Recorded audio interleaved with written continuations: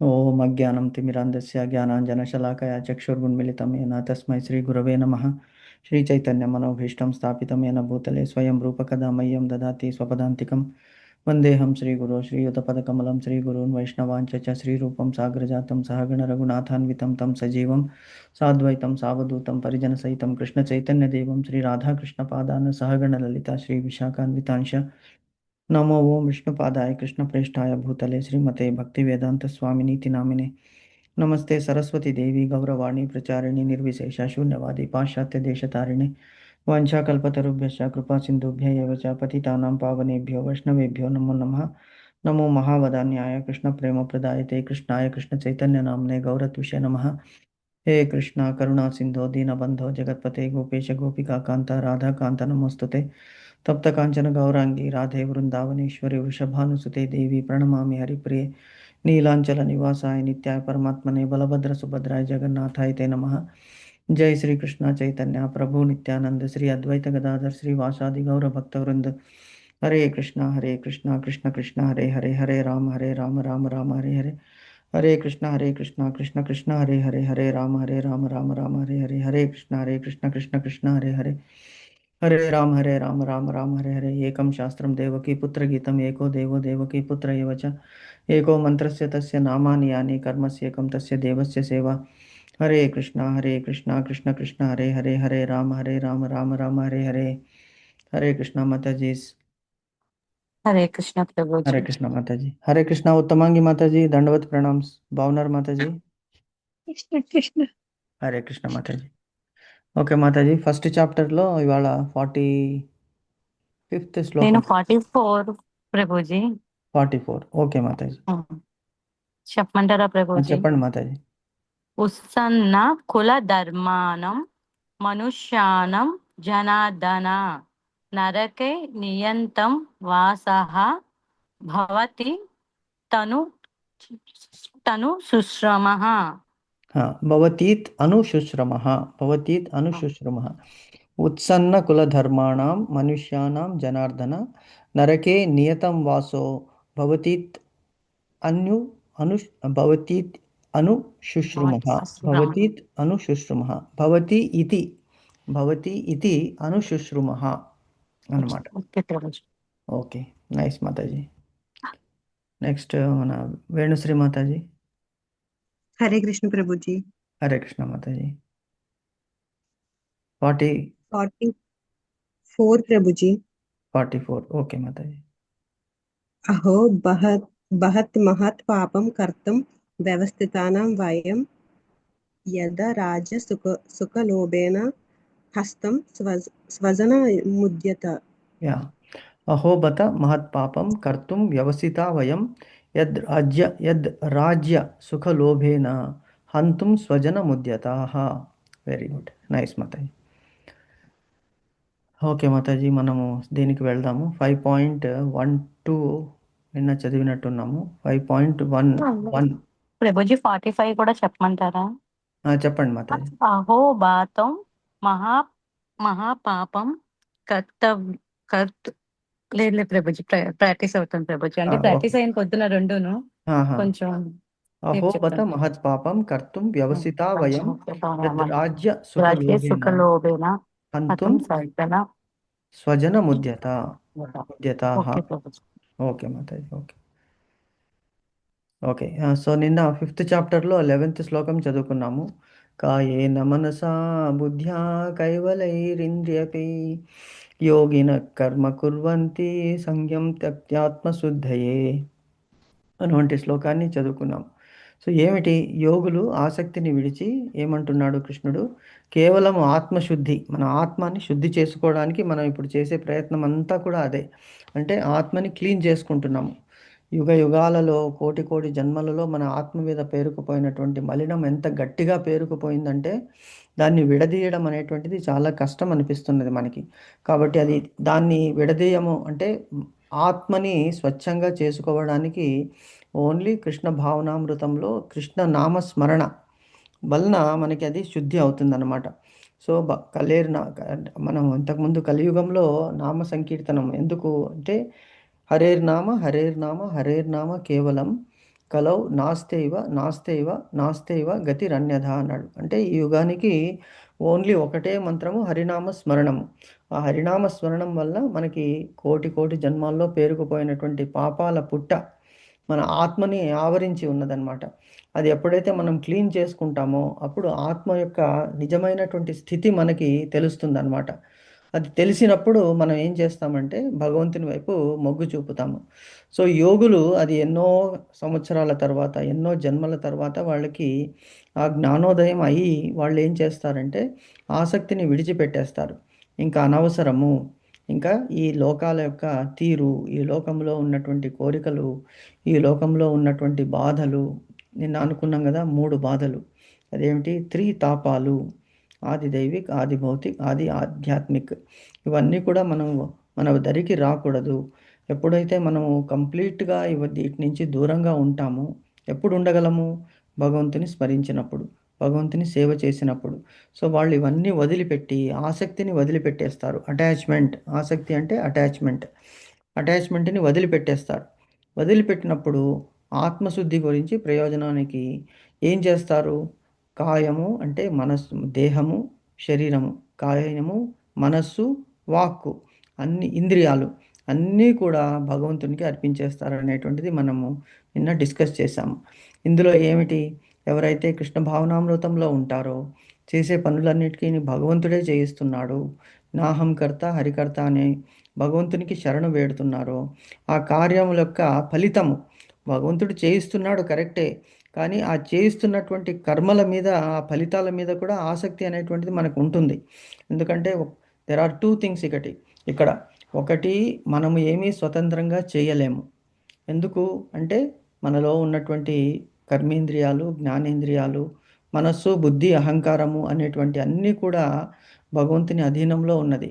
కాబట్టి ఎలాగైతే మనము చూస్తుంటాం, ఇప్పుడు తోలుబొమ్మల ఆటలించేటి వాడు ఉన్నారు కదా, మనం చూసాం ఇంతకుముందు మూవీస్, సినిమాలు రాకపోయినప్పుడు జనాలకి ఎంటర్టైన్మెంట్ ఎలా ఉంటుంది అంటే తోలుబొమ్మలాటలు, చిన్న చిన్న బొమ్మల్ని పెట్టుకుని ఆ బొమ్మలకి చేతులకి, కాళ్ళకి, నడుముకి, తలకి అన్నిటికీ దారాలతో కట్టి ఆ దారాలని వేళ్ళకి చుట్టుకుంటాడు తోలుబొమ్మలు ఆడించేటువంటి వాడు. అతడు ఏం చేస్తాడు? తెర వెనక ఉంటాడు. లైట్ ఉంటుంది, తెర వెనక నుంచి లైట్ వస్తుంది, ముందు నుంచి లైట్ వస్తుంది. సో అప్పుడు ఏం చేస్తాడంటే వెనక నుంచి వేళ్ళు ఎట్లా ఆడిస్తే ఆ తోలు బొమ్మలు అలాగే ఆడుతాయి అన్నమాట. అలాగే మన జీవితాలన్నీ కూడా. అంటే ఇప్పుడు ఆ తోలు బొమ్మకి ఏమన్నా జీవం ఉన్నదా? ప్రభుజీ, హరి బోల్ మాతాజీ. ప్రభా మాతాజీ ఇన్వైట్ చేయమన్నారు ప్రభుజీ. ఓకే. సారీ ప్రభుజీ, మధ్యలో ఆపించాను. లేదు మాతాజీ, no problem. Thank you Mataji.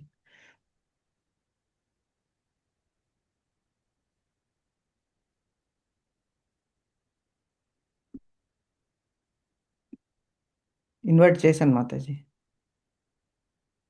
Okay ప్రభుజీ, థ్యాంక్ యూ ప్రభుజీ. ఓకే ఓకే థ్యాంక్ యూ మాతాజీ, చెప్పినందుకు థ్యాంక్స్ మీకు. నేను షేర్ చేయలేదు అనుకుంటాను కదా, ఇది ఒక్క నిమిషం షేర్ చేస్తాను.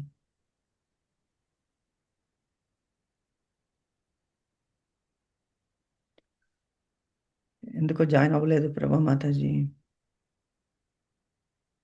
జాయిన్ అయ్యారు. హరే కృష్ణ ప్రభా మాతాజీ, దండవత్ ప్రణామ్స్.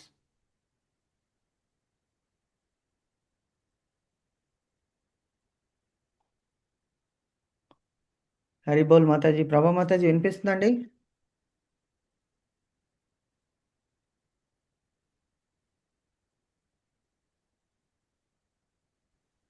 హరే కృష్ణ.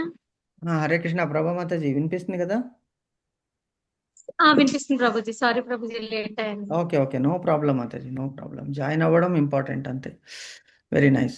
సో మనము రీక్యాప్ చేస్తున్నాము. నిన్న డిస్కస్ చేసింది 5.11లో ఏమిటంటే కాయేన మనస బుద్ధ్యా కైవలైరి ఇంద్రియైరపి యోగిన కర్మ కుర్వంతి సంజ్ఞం త్యక్త్వాత్మ శుద్ధయే అనేటువంటి దాంట్లో ఎలాగా మనం దాంట్లో చెప్పుకుంటూ వచ్చి మనదంటూ ఏమీ లేదు, అంతా భగవంతుడే చేయిస్తున్నాడు అనేటువంటి జ్ఞానము ఎవరికైతే ఉన్నదో, అంటే దాన్ని ఏమంటారంటే అవేర్నెస్, భగవంతుడే మనతో అన్నీ చేయిస్తున్నాడు అనేటువంటి అవేర్నెస్ కనుక మనకి ఉంటే అప్పుడు ఏమవుతుంది? మనము we know that we are simply tools. ఎలాగా అంటే తోలు బొమ్మలు ఆడించేటువంటి వాడు అనమాట. భగవంతుడు ఏంటంటే మనమందరూ కూడా తోలు బొమ్మలము. తోలు అంటే శరీరం మీద కప్పబడినటువంటి తోలు, చర్మం ఉన్నది. లోపల మనకి ఆ ఎముకలు, రక్తము, పిజ్జ అవన్నీ కూడా ఉన్నాయి. అన్ని అవయవాలు అన్నీ కూడా అక్కడక్కడ పెట్టారు. అవన్నీ ఎలాగ ఆడుతున్నది? లోపల భగవంతుడు ఉండి ఆడిస్తున్నాడు కాబట్టి. అంటే ఆ శక్తి ఉన్నది. లోపల ఉన్నాడు, బయట కూడా ఉన్నాడు భగవంతుడు. అండ్ భగవంతుడులోన మనమున్నాము, మనలో భగవంతుడు ఉన్నాడు. ఇదే భగవంతుని యొక్క సర్వ సామర్థ్యం అన్నమాట. సో తెర మీద ఎలాగైతే తోలు బొమ్మలు ఆడుతాయి, ఎలాగ ఆడుతాయి? ఆ తోలు బొమ్మలకి దారం కట్టేస్తాడు. చేతులకి, కాళ్ళకి, నడుముకి, మెడకి, తర్వాత తలకి అన్నిటికీ కూడా తాళ్ళు కట్టి అది వేళ్ళకి చుట్టేసుకుంటాడు తోలు బొమ్మలు ఆటలాడించేటువంటి వాడు. అతడు తెర వెనక ఉంటాడనమాట. సో లైట్ ఆ తోలు బొమ్మల మీద వేస్తారు. సో బొమ్మల మీద వేసినప్పుడు తెర వెనక ఉంటాయి ఆ బొమ్మలు. ఆ బొమ్మలు ఆ ముందు కూడా ఉన్నప్పుడు లైట్ వేసినప్పుడు ఏమంటే పైన తోలు బొమ్మలు ఆటలాడించేటువంటి వేళ్లతో తిప్పుతూ ఉంటాడు. ఎలాగ డ్యాన్స్ చేయాలి ఆ సినిమా, ఆ మ్యూజిక్ కానీ, ఆ పాటకి కానీ అవి డ్యాన్స్ చేస్తూ ఉంటాయి, మాట్లాడుతూ ఉంటాయి. మనం అనుకుంటాం, అరే ఈ తోలు బొమ్మలే ఎంత బాగా చక్కగా చేస్తున్నాయి. ఆ దారాలు ఎంత చిన్నవిగా ఉంటాయంటే లైట్ పడినా కూడా అందులో ఆ దారం యొక్క నీడ పడదు, దారం కనిపించదు. అలాగే ఆ దారం అనేటువంటిది మనతో, భగవంతునితో మనకు ఉన్నటువంటి సంబంధము. మనకు కనిపించదు అది, కానీ కార్యము జరిగిపోతూ ఉన్నది. సో అలాగ భగవంతుడు మనల్ని ఆడిస్తున్నాడు అనేటువంటిది ఎవరైతే తెలుసుకుంటాడో అప్పుడు అతడు ఏమవుతాడు? కృష్ణ చైతన్య. అంటే ఈ తోలు బొమ్మలు ఎవరికి కనెక్ట్ అయి ఉన్నాయి? ఆ తోలు బొమ్మలు ఆటలాడించే వాడికి కనెక్ట్ అయి ఉన్నాయి. అలాగే మనం అందరూ కూడా భగవంతునికి, మన దేహంలో ఉన్నటువంటి ఆ అవయవాలకి సంబంధించినటువంటి దేవతలకి, ఆ దేవతలందరూ కూడా భగవంతునికి కనెక్ట్ అయి ఉన్నారనమాట. సో అలాగా ఒకళ్ళతో ఒకటి కనెక్షన్ ఉంది కాబట్టి మన దేహము, మన చర్యలు, మన కార్యము అన్నీ కూడా నడుస్తున్నది అని తెలుసుకున్నవాడు ఏం చేస్తాడంటే నా నా కర్మలకు నేను బాధ్యుడను కాదు, భగవంతుడే బాధ్యుడు. అంటే నా కర్మలు ఎవరు చేస్తున్నాడు? అంటే ఇలాగ మిస్టేక్ చేసుకోకూడదు ఇక్కడ. నేను చేస్తున్నటువంటి కర్మలు భగవంతుడు చేయిస్తున్నాడు కాబట్టి ఆ కర్మలకి నేను బాధ్యత వహించకూడదు, అంతా భగవంతునికే అప్పజెప్పాలి అని భగవంతునికి వదిలేసినప్పుడు ఏమవుతాడంటే భగవంతునితో మనం సాన్నిహిత సంబంధాన్ని పెంచుకుంటామని నిన్న డిస్కస్ చేశాము. సో అప్పుడు ఏమవుతాడు? శ్రీకృష్ణునితో అతడు గుణ ఐక్యతను కలిగి దేహాత్మ బుద్ధి చేత కలుగు అహంకారమునకు దూరముగా ఉండును. అది చాలా ఇంపార్టెంట్. భగవంతునితో, శ్రీకృష్ణునితో గుణము, ఐక్యతము. గుణం అంటే ఏమిటి? భగవంతునిలో షడ్గుణైశ్వర్య సంపన్నుడని చెప్పుకున్నాము. భగవంతుడు ఎలాగా? సౌందర్యానికి అతిలోక సుందరుడు భగవంతుడు. అలాగే అతనిలో అమితమైనటువంటి అంటే లిమిట్లెస్ సంపద ఉన్నది. అతనిలో అమితమైనటువంటి బలం ఉన్నది. అతనిలో అమితమైనటువంటి కీర్తి ఉన్నది. అలాగే అతనిలో అమితమైనటువంటి ఏమిటి? శౌర్యము, బలము, ధైర్యము, తర్వాత వైరాగ్యము కూడా అంతే అంటే డిటాచ్డ్. భగవంతుని ఎవరితోనూ సంబంధము లేదు, అయినా సంబంధం కలిగి ఉన్నాడు. ఇది ఎలాగ కుదురుతుంది అంటే మనం చేసేటువంటి కర్మలకి మనము బాధ్యులము. ఎందుకు? మనకి స్వతంత్రాన్ని, అల్ప స్వతంత్రాన్ని భగవంతుడు ఇచ్చాడు. ఆ అల్ప స్వతంత్రాన్ని ఇచ్చినప్పుడు నేనే చేస్తున్నాను అనేటువంటి అహంకారము న్యాచురల్గా మనకి వచ్చేస్తుంది. అది ఎవరైతే తెలుసుకుని ఇది నేను చేయడం లేదు, భగవంతుడే చేయిస్తున్నాడని తలుచుకుని ఆ కర్మ ఫలితాలని ఆశించకుండా ఉన్నప్పుడు ఏమవుతుంది? భగవంతుని గుణాలైనటువంటి ఏమిటి? శుద్ధ సత్వగుణము. శుద్ధ సత్వగుణములో మనము కూడా ఆ శుద్ధ సత్వగుణాన్ని అలవరుచుకుంటాము. అలర్చుకున్నప్పుడు ఏమవుతాము? భగవంతునిలో ఆ సాన్నిహిత్యంతో ఐక్యతను, అంటే ఆన్ ద సేమ్ లైన్స్ మనము కూడా కలిగి ఉంటామన్నమాట. అంటే పొటెన్సీ వైజ్ సముద్రానికి నీటి బిందువుకి డిఫరెన్స్ ఉన్నట్లు మనకి భగవంతునికి డిఫరెన్స్ ఉంటుంది, కానీ కనెక్షన్ అనేటువంటిది కలుగుతుంది అన్నమాట. అలాగా. సో ఫర్ ఎగ్జాంపుల్ ఇప్పుడు ఎలక్ట్రిసిటీ వైర్లో ఎలక్ట్రిసిటీ వెలుగుతూ ఉన్నది. ఎలక్ట్రిసిటీ ఆ వైర్లో వెళ్తుంది కదా కరెంటు. ఆ కరెంటు దగ్గర నుంచి ఒక దగ్గర ఎలక్ట్రీషియన్ ఏం చేస్తాడు? ఆ వైర్ని కట్ చేసి ఆ వైర్ని ఒకదానికి ఒక పాజిటివ్, ఒకటి నెగిటివ్కి కనెక్షన్ ఇస్తాడు. ఇచ్చినప్పుడు అక్కడ హోల్డర్లో బల్బు పెడతాడు. ఆ బల్బు పెట్టినప్పుడు ఏమవుతుంది? ఆ బల్బు వెలుగుతుంది. ఎంతవరకు వెలుగుతుంది? ఆ బల్బులో ఆ ఫిలమెంట్ ఎంతవరకు వ్యాలిడిటీ ఉందో అంతవరకే వెలుగుతుంది. అలాగే మన జీవితాలు కూడా స్విచ్ వేసినప్పుడు కరెంట్ వచ్చి ఆ లైట్ వెలుగుతుంది. అలాగే మనకి స్విచ్ వేసి వదిలిపెట్టేశాడు భగవంతుడు. సో వదిలిపెట్టినప్పుడు మనమంతా కూడా అతని కంట్రోల్లో ఉన్నాము. ఎప్పుడు ఆ స్విచ్ని ఆఫ్ చేస్తాడో మనకి తెలీదు. ఇది ఎరిగినటువంటి వాడు, ఇది తెలుసుకున్నటువంటి వాడు, ఇది ఈ వెలుగు నాది కాదు. బల్బు అనుకోవాలి. బల్బు ఎలాగైతే అనుకుంటుందో ఈ వెలుగు నా వల్ల రావడం లేదు, నన్ను క్రియేట్ చేసినటువంటి భగవంతుని వల్ల, ఆ దయ వలన వస్తున్నది అనుకున్నట్లు మనం కూడా మనల్ని దానికి అనుసంధానం చేసుకోవాలి. అప్పుడు ఏమవుతుందంటే దేహాత్మ బుద్ధి చేత కలుగు అహంకారమునకు దూరంగా ఉంటాం. అంటే ఏమిటి? దేహాత్మ బుద్ధి అంటే ఏమిటి?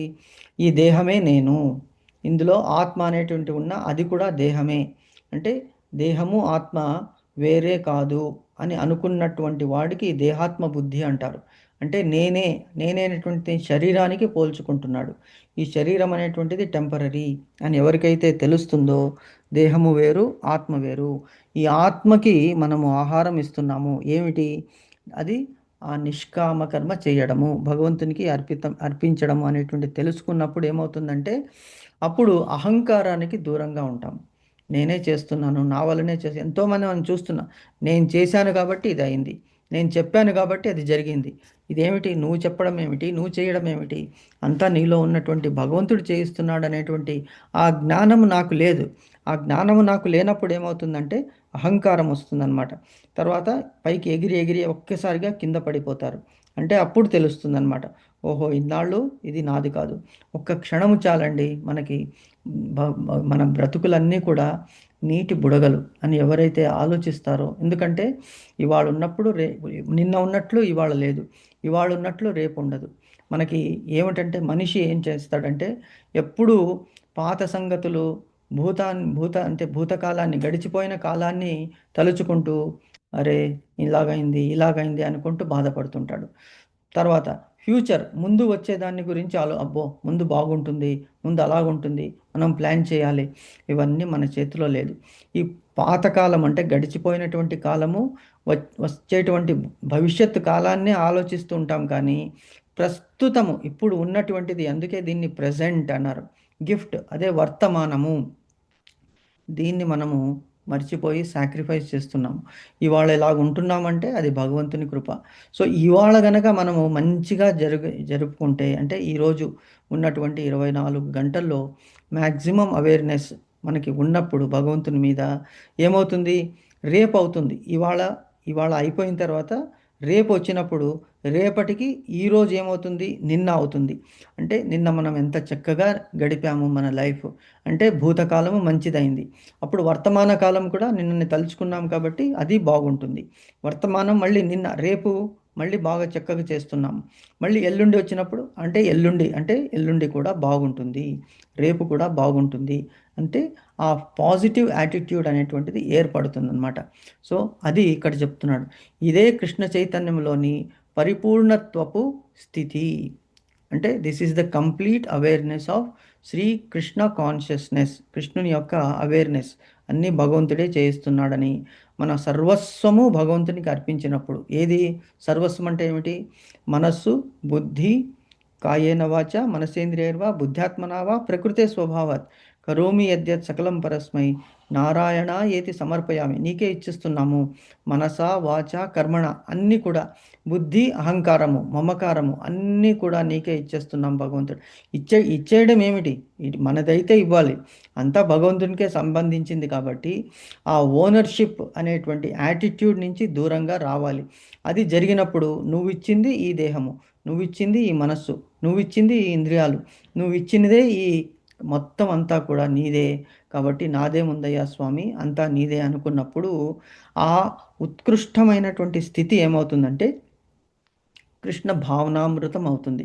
అప్పుడు మనం చేసే కర్మలు, ఆ ఫలితాలు మనకి అంటవు అని చెప్తున్నాడు. ఇది చెప్పుకుంటూనే వస్తున్నాడు భగవంతుడు. అంటే ఎందుకు ఇలా చెప్తున్నాడంటే రిపీటెడ్లీ ఇది మన మనస్సుకి నాటుకోవాలి అనే విషయానికి భగవంతుడు ప్రాముఖ్యత ఇస్తున్నాడు అనమాట. సో దీన్ని రోజు మనం తలుచుకున్నప్పుడు ఏమవుతుందంటే నెక్స్ట్ మనం ఏదైనా పని చేసేటప్పుడు గుర్తొస్తుంది. ఇవాళ చెప్పుకున్నాము కానీ మర్చిపోతాము. నెక్స్ట్ వెంటనే నేను చెప్పాను కదా నువ్వు చెయ్యి అనేటువంటి వర్డ్ మన నోట్లో నుంచి వచ్చేస్తుంది. కానీ ఇదే మనం రోజు తీస్తే చెయ్యమ్మా చెప్పండి అది చెయ్యండి అంటే నేను చెప్తున్నాను నేను అనేటువంటి అహంకారము వెళ్ళిపోతుంది. అప్పుడు మనకి ఆ శుద్ధ సత్వ భావం మనలో నెలకొంటుంది అని చెప్తున్నాడు అనమాట భగవంతుడు. సో ఇందులో ఏమైనా క్వశ్చన్స్ ఉన్నాయా మాతాజీ మీకు నేను డిస్కస్ చేసిన 5.11?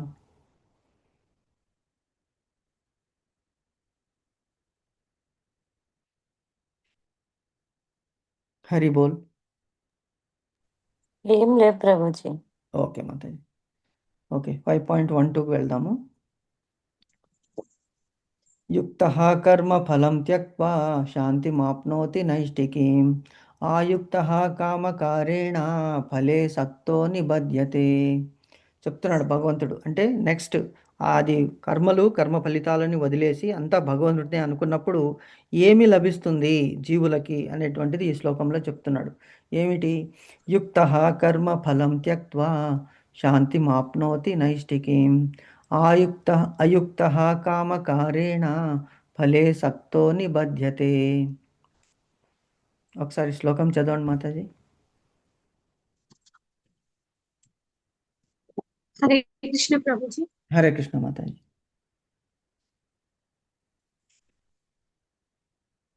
యుక్తః కర్మ ఫలం త్యక్త్వా శాంతిమాప్నోతి నైష్టికీం అయుక్తః కామకారేణ ఫలే శక్తో నిబధ్యతే. వెరీ నైస్ మాతాజీ. మీనింగ్స్ చదువుతారా మాతాజీ? యుక్తః భక్తియుత సేవలో నెలకొనిన వాడు కర్మఫలాలను త్యక్వా విడిచి శాంతిం పరిపూర్ణ శాంతి అప్నోతి పొందుతాడు. నైష్టికం నిశ్చలమైనట్టి అయుక్తః కృష్ణ భక్తి భావనలో లేనివాడు కామకారేణ కర్మఫలం అనుభవించే కారణంగా ఫలములలో సక్తః ఆసక్తుడై నిబధ్యతే బద్ధుడవుతాడు. స్థిరమైన మా దాంట్లో బుద్ధుడగును. స్థిరమైన భక్తి కలిగిన వ్యక్తి సమస్త కర్మ ఫలములను నాకే సమర్పించడం ద్వారా నిర్మలమైన శాంతిని పొందును. అలా కాకుండా భగవద్భావన లేనివాడు మరియు తమ కర్మ ఫలములను పట్ల ఆసక్తి కలిగిన వాడు అయిన మానవుడు బద్ధుడగును. హరే కృష్ణ ప్రభు. హరే కృష్ణ మాతాజీ. సో థ్యాంక్ యూ మాతాజీ, చక్కగా చదివారు. సో యుక్త కర్మ ఫలం త్యక్త. యుక్తం అంటే ఏమిటి? యుక్తం అంటే మీనింగ్ ఏమిటి? భక్తియుక్త సేవలో యుక్తం అంటే దట్ విచ్ ఈస్ కరెక్ట్ అంటే ఏది సరి అయినదో యుక్త కర్మలు అంటే సరి అయినటువంటి కర్మలు చేయడము. మంచి కర్మలు, భక్తియుక్త కర్మలు. భక్తియుక్తం అంటే భగవంతునికి చేసేటువంటి కర్మలు. భక్తియుక్త అంటే మనం చేసే కర్మలన్నీ కూడా భగవంతునికి అర్పిస్తే అవి డివోషనల్ సర్వీస్ అయిపోతుంది. భక్తియుక్తమైనటువంటి సేవ ఏదైనా చేయండి. ఈవెన్ మనం మార్నింగ్ లేచినప్పటి నుంచి ఫర్ ఎగ్జాంపుల్ లేచి మనము బాత్రూమ్కి వెళ్ళి బ్రష్ చేసుకుంటాం. ఆ బ్రష్ చేసుకోవడం అంటే మన గురించి అనుకోకూడదు. ఎందుకంటే మనలో ఉన్నటువంటి భగవంతుని ఈ దేహాన్ని మనం శుద్ధి చేసుకుంటున్నాము కాబట్టి ఆ కర్మ కూడా భగవంతునికి. అలాగా ప్రతి ఒక్క కర్మ కూడా భగవంతునికి అర్పించేటువంటిది భక్తియుక్త సేవ అయిపోతుంది అన్నమాట. కాబట్టి we get entangled in Krishna consciousness. So కర్మఫలం అంటే సర్వకర ఫలాలని కూడా భగవంతునికి అర్పించేస్తున్నటువంటి వాడు ఏమవుతాడు అంటే పరమశాంతిని పొందుతాడు. నాట్ జస్ట్ శాంతి అనేటువంటిది దాంట్లో కూడా స్టేజెస్ ఉన్నాయి, డివిజన్స్ ఉంటాయి, దాంట్లో కూడా వెరైటీస్. శాంతి అంటే ఏమిటి? Peace of mind. మనకి మనస్సుకి శాంతి, దేహానికి శాంతి, కాయానికి శాంతి అన్నీ ఉన్నాయి. మనస్సు బుద్ధి అన్నిటికీ కూడా శాంతి అనేటువంటిది ఎప్పుడు దొరుకుతుంది? మనం పడుకున్నప్పుడు మనకి దేహం ఎలాగుంటుంది? విశ్రమిస్తుంది. శ్వాస చక్కగా నడుస్తూ ఉంటుంది. లేకుంటే ఏమవుతుంది, పనులు చేసేటప్పుడు ఆయాసాలు వస్తుంటాయి ఎక్కేటప్పుడు, దిగేటప్పుడు. కానీ శరీరం ఎప్పుడైతే విశ్రాంతి తీసుకుంటుందో అప్పుడు ఏమవుతుంది, మొత్తం దేహం అంతా కూడా రిలాక్స్ అయిపోతుంది. నెక్స్ట్ డే మళ్ళీ ఫ్రెష్గా మనం లేచి పనులు చేసుకోవచ్చు. సో అదే ఇక్కడ చెప్తున్నాడు భగవంతుడు, ఎలాగైతే నిద్రపోయినప్పుడు శరీరం అంతా రిలాక్స్ అవుతుందో, నన్ను ఆశ్రయించినటువంటి వాడు, కర్మలన్నీ నాకే వదిలిపెట్టినటువంటి వాడికి కూడా జీవితము నడుస్తూ హెచ్చరిక, మనం మేలుకొని ఉన్నప్పుడు కూడా జీవితం ఏమవుతుంది, చక్కగా రిలాక్స్డ్గా నడుస్తూ ఉంటుందన్నమాట. అసలు టెన్షనే ఉండదు. ఎందుకే మనకి ఒక ఎగ్జాంపుల్ చెప్తారు. మనకి గూగుల్ సిఇఓ ఉన్నారు. గూగుల్ అంటే అందరికీ తెలుసు కదా, గూగుల్. మాతాజీ, అందరూ గూగుల్ పేరు వినే ఉంటారు కదా. తెలుసు ప్రభుజీ. తెలుసు కదా, Picchayya. Search engine. So Google, ఆ గూగుల్కి సిఇఓ, చీఫ్ ఎగ్జిక్యూటివ్ ఆఫీసర్. అంటే వరల్డ్కే గూగుల్ అనేటువంటిది, అందరూ గూగుల్ పేరు వినని వాళ్ళు ఉండరు, గూగుల్ యూజ్ చేయని వాళ్ళు ఉండరు ఇప్పుడు ఈ కాలంలో. సో దానికి అధిపతి ఎవరు అంటే సుందర్ పిచ్చై. సుందర్ పిచ్చై అనేటువంటి ఆయన ఉన్నాడు, మన ఇండియన్ అతను. సో అతను ఏం చేశాడు, ఐఐటి ఖరగ్పూర్ అనేటువంటిది ఉన్నది, మనకి కల్కటా దగ్గర ఉన్నది అది. ఐఐటి ఖరగ్పూర్లో టాప్ ర్యాంక్ పర్సన్ అతను. సో అతను ఏం చేసి అలాగా పైకి వచ్చి గూగుల్కి అధిపతి అయిపోయాడు. అతనితో పాటే అతని బ్యాచ్మేట్ గౌరంగ్ దాస్ అనే అటువంటి ఆయన ఉన్నారు. ఆయన ఇస్కాన్లో ఐఐటి బాంబేలో ఆయన కూడా సమకాలీనుడు. సేమ్ ఇయర్ ఇద్దరు జాయిన్ అయ్యారు, సేమ్ ఇయర్ ఇద్దరు ఐఐటి పట్టభద్రత పుచ్చుకున్నారు. ఈయనేమో ఒక గ్లోబల్ మల్టీనేషనల్ కంపెనీ అయినటువంటి గూగుల్కి అధిపతి అయ్యాడు. ఆయన ఏమయ్యాడు, ఇస్కాన్కి ఒక ప్రముఖ సన్యాసిగా ఆయన జీవితాన్ని గడుపుతున్నాడు. అంటే ఆయన మహాప్రభు, దాన్ని మహాప్రభు అంటారు మనం. సో ఆయన ఇద్దరు ఒకసారి కలిసినప్పుడు ఏమంటున్నాడు అంటే, ఇద్దరు మాట్లాడుకున్నప్పుడు, ఇద్దరు ఒకేసారి మనం జాయిన్ అయ్యాము, మనమే గ్రాడ్యుయేట్స్ కూడా అయ్యాము, కానీ నీ త్రోవ ఎంత చక్కగా ఉన్నది, నాకు చూడు రోజు ఇంతటి స్ట్రెస్ ఉన్నది అని ఆయన అన్నాడనమాట, సుందర్ పిచ్చై. అప్పుడు ఆయన అన్నాడు, నువ్వు ఎంచుకున్నటువంటి జాబ్ వలన, నీ దారి వలన ఏమవుతుందంటే స్ట్రెస్ అనేటువంటిది నీకు కలుగుతుంది. నేను ఎంచుకున్న దారి వలన ఏమవుతుందంటే ఆ స్ట్రెస్ అనేది వెళ్ళిపోతుంది. ఎందుకంటే నాకు ఏమీ అవసరం లేదు. ఎందుకు, ఆయన కూడా కొన్ని కోట్లు సంపాదించవచ్చు, ఐఐటి బాంబేలో టాప్ ర్యాంకర్ అయినప్పటికీ ఈ దారి ఎందుకు ఎంచుకున్నాడు అంటే శాంతి. ఇప్పుడు మనం ఎంతోమందిని చూస్తున్నాము. జూలియా రాబర్ట్స్ అని ఒక హాలీవుడ్ అభినేత్రి ఉన్నది. ఆవిడ హిందుత్వాన్ని స్వీకరించి కృష్ణ భావనామృతంలో తన లైఫ్ని ఆవిడ అర్పించుకున్నది. ఎందుకంటే ఈ ఆకర్షణలు, ఈ సంపద, ఈ సౌందర్యం అంతా కూడా టెంపరీ అని తెలిసిపోయింది ఆవిడకి.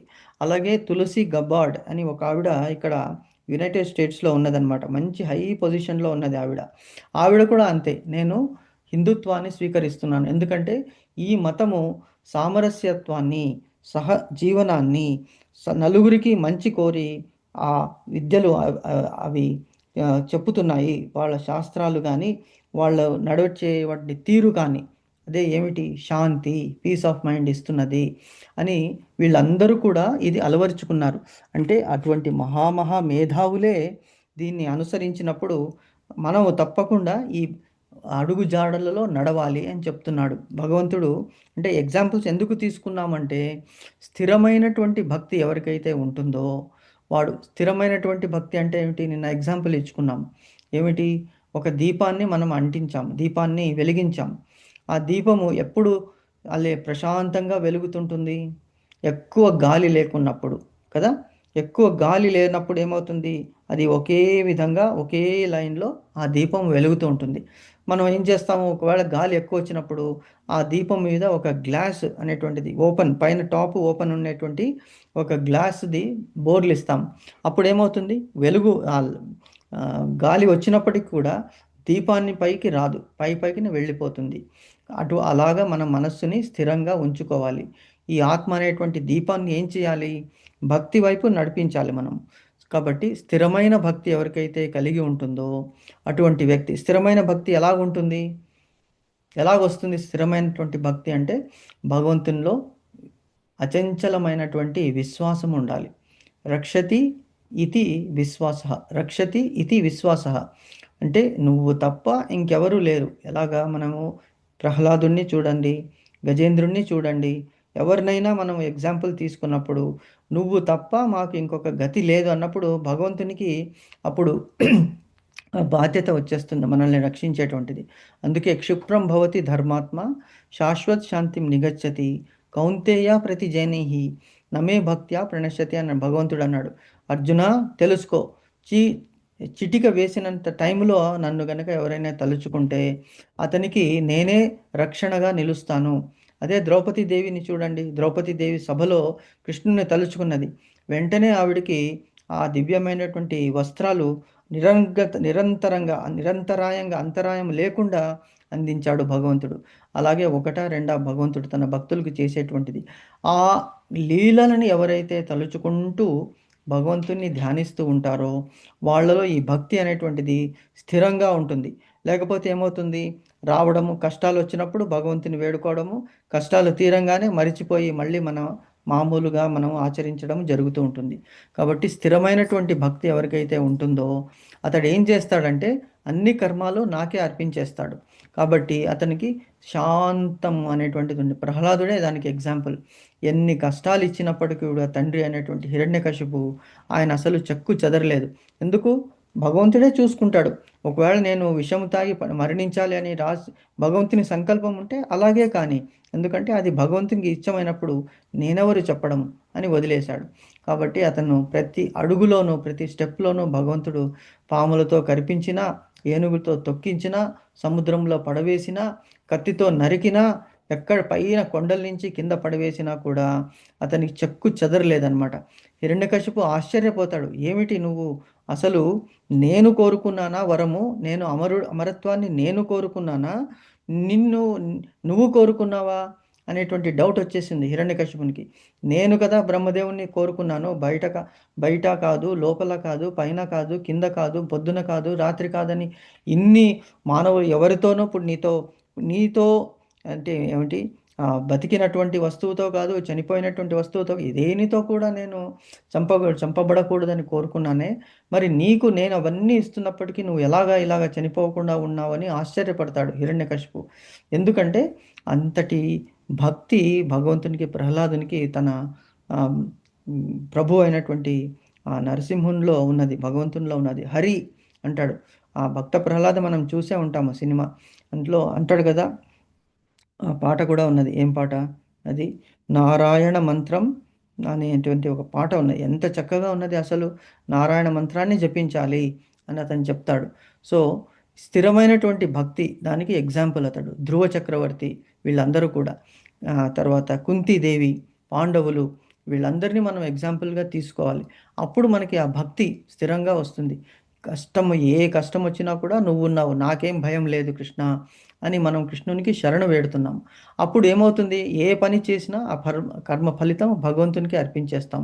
అప్పుడు నిర్మలంగా ఆ శాంతిని పొందుతామని చెప్తున్నాడు. అలా కాకుండా భగవద్భావన లేనివాడు ఏమవుతాడంటే కాలిన పిల్లిలాగా అటు ఇటు తిరుగుతుంటాడు. ఎందుకంటే అన్నీ నేనే చేసుకుంటాను అనుకుంటాడు, కానీ ఏ పని కూడా సక్రమంగా జరగదు. ఎలాగైతే పక్షి తనకి 2 రెక్కలు కావాలి, ఒక రెక్కతో ఎగరలేదు అంటే కేవలం మానవ ప్రయత్నంతో మనం ఏమీ సాధించలేము. భగవంతుని కృప, అనుగ్రహం ఉన్నటువంటి 2వ రెక్క కూడా మనకి కావాలి. అప్పుడే మనము మన డెస్టినేషన్కి చేరుకోగలం. కాబట్టి భగవద్భావన లేనివాడు ఏమవుతాడంటే తన కర్మల పట్ల ఆసక్తి అంటే ఎంతూజియాజం, కోరిక కలిగి ఉన్నప్పుడు ఆ మానవుడు ఏమవుతాడంటే తను చేసిన కర్మలకి తానే బద్ధుడవుతాడు అనేటువంటిది ఇక్కడ అతను మన కృష్ణుడు అర్జునునికి చెప్తున్నాడు అనమాట. సో ఇది ఈ శ్లోకానికి మనకి అర్థము. సో ఇందులో మీరేమైనా చెప్పదలుచుకున్నారు మాతాజీ?